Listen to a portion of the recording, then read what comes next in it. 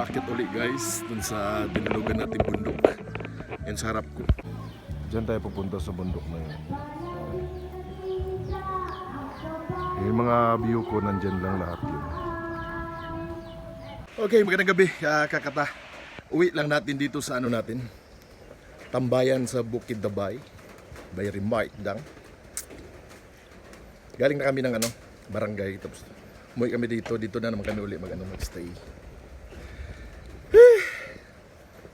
Dala natin yung UPS natin. So yun ilaw tayo dito. Of course, dito pa rin tayo sa ating tent, tulugan. Yun yung saingan natin. This is the life in Bukid Dabay.